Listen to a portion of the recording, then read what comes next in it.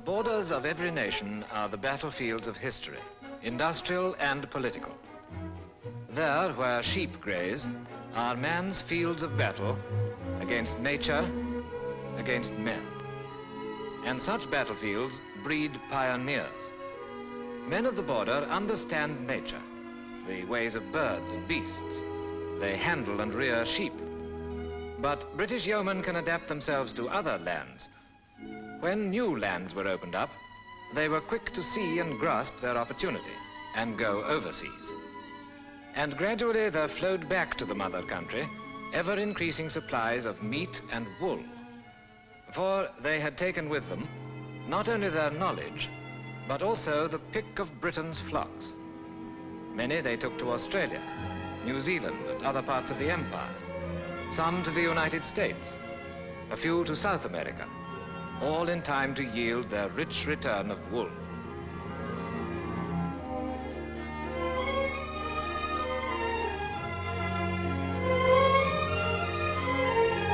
They had taken with them the traditions of the wool markets that stood in little towns unchanged in generations. They had taken sheep from Romsey and Lincoln and planted the names of these breeds thousands of miles away by lonelier mountains and more turbulent waters. They had taken them too from the moors of Yorkshire that border the industrial valleys now prosperous on wool. The men themselves came from north and south, where today can still be seen the types whose kinsmen have peopled an empire. From these hills, where generations have looked down in peace and war, came the sires of sheep now famous throughout the world. The woolen industry depends not only upon home produce. From Chile to the Great Lakes that border the United States and Canada, from Cape Town to Wellington, each sends of its best. The pioneers left behind their brothers and sisters, versed in weaving and the arts of wool. We can only follow one use and one method, choosing that to illustrate a great industry. All processes start with the sorting of the wool. There may be 6 qualities in one fleece, varying from the finest at the neck to the coarsest at the tail. As enough of one quality is ready, it's chopped into pieces of nearly equal size. As the pieces settle, they're gathered up to be fed into the scouring machine. Here, hot water and soap assist the combs to remove every scrap of dirt.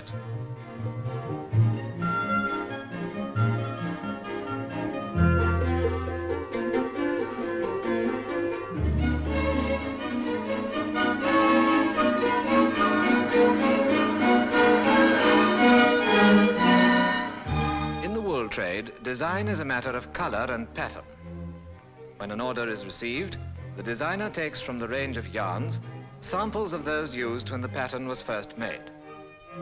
The variety of colors seems endless, but new ones are added every year. Despite that, this girl's color sense enables her to pick the right yarns in a matter of seconds. Let's follow the cloth with violet and red in it. Once checked by the dyer with the specimens he has previously treated, they cease to be color patterns and are to him chemical formulae. Today, science enables the dyer to secure a steady and fixed color and has given him greater scope. But modern science is the first to acknowledge its indebtedness to our forefathers for their resource and ingenuity in using everything within their grasp. The origin of dyes is like a witch's charm. Crushed body of a cochineal, purple from a shellfish, saffron from crocus, red from madder roots, logwood and cutch, lichen and bark, dock root and bilberry. Measure them carefully while the pots begin to boil. The wool is dyed by dipping in the hank or by plunging it into huge baths of boiling dye. As one bath is ready for the red dye, the wool in another begins to wear the color it will always hold. At first it's wet and we can't distinguish the shade. But when it's dry and ready for blending, we see it's violet. The color of the yarn must be even from beginning to end. Layers of white and violet, then of blue, are spread on the blending floor. Bit by bit, it's fed into a mixer. A special oil is added, and soon the wool is ready for carding.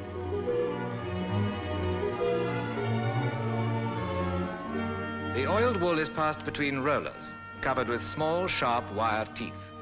Eventually, every individual fiber has been pulled out and rearranged. During carding, constant checks are made to ensure that the chosen color is maintained.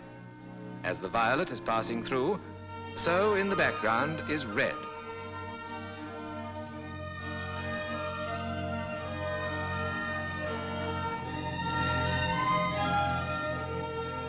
The cross movement is peculiar to border woven cloth, adding strength and wearing properties to the yarn. The wool is forced gradually by grooves in the wire teeth into thin ribbons, which when twisted or spun will form the yarn. Are laid on the drums of the spinning mule, the spindles of which are on a movable carriage.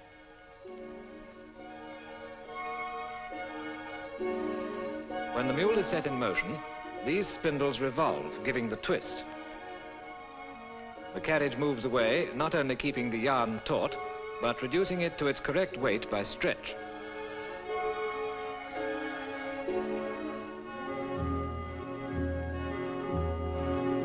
The red completely spun, the mules are stripped ready for the second twist. The yarn from 2 bobbins is twisted onto 1. As the operator finishes loading in the red, he moves over and starts his machine. Here is our third color, steel gray, and we see the 2 threads as they become one, united onto another bobbin. The wool is run off the bobbin over a grooved wheel onto a small spool for placing into the bank. The bank is loaded with all 4 colors of the warp according to the pattern of the cloth, and with the addition of black, the colors are complete.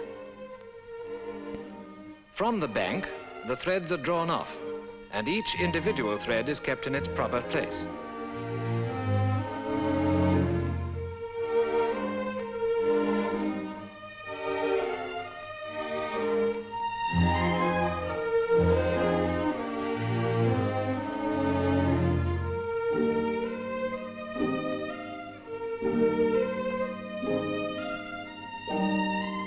Eventually, it's tied off onto the cylinder of the mill. With one last careful look, the warper starts the great cylinder spinning round. Each time the required length of warp has been completed, a bell rings, and the process is repeated until the whole width is covered.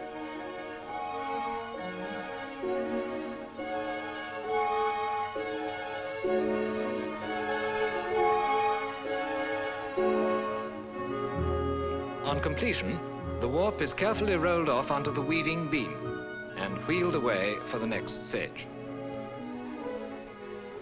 With all pieces, every individual thread of the warp has to be drawn through a little eyelet. The girl weavers snatch a quick cup of tea while the drawing is nearing completion.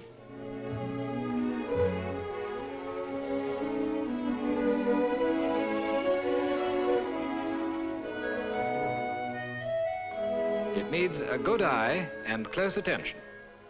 They must be careful here because mistakes cannot be corrected later.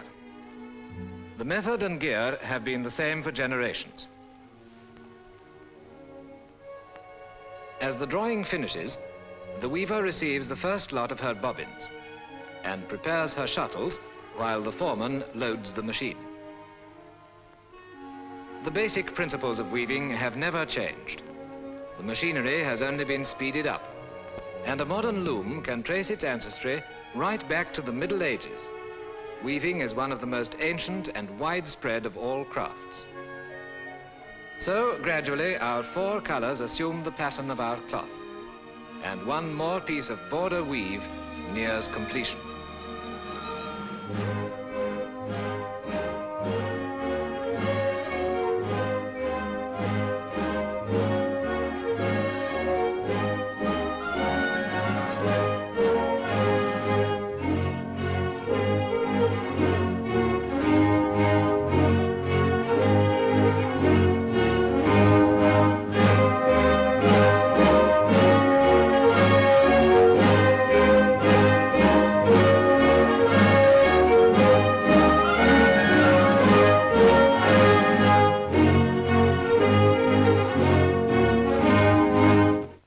soon as it's woven, every piece is examined and knots and other blemishes removed.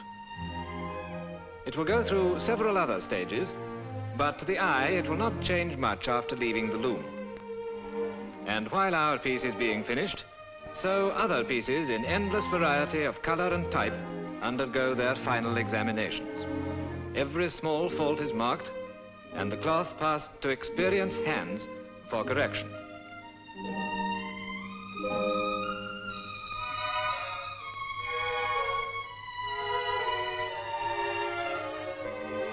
The weaver brings her piece to be examined by the foreman, for the girls are paid for quality as well as quantity. With measuring, our cloth is finished and ready for dispatch.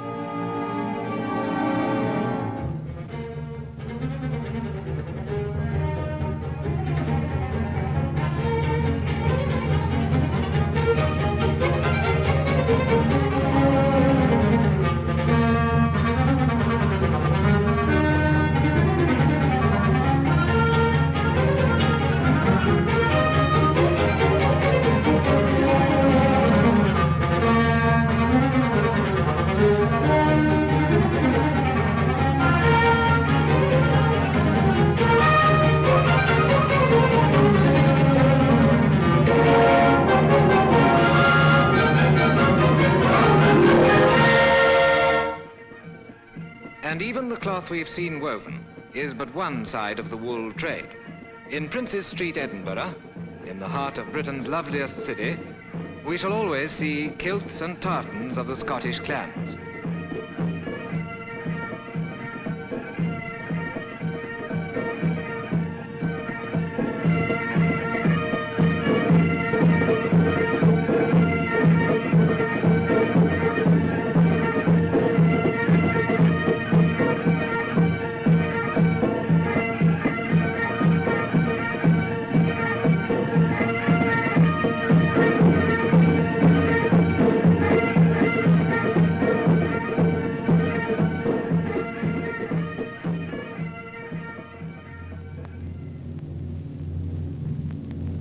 The lorry goes on its way to the docks. The trade routes testify that the woolen industry remains an ambassador of commerce. It has brought wool from the two hemispheres to be sent out again in finished goods, whose quality is as fine as tradition and craftsmanship can make them.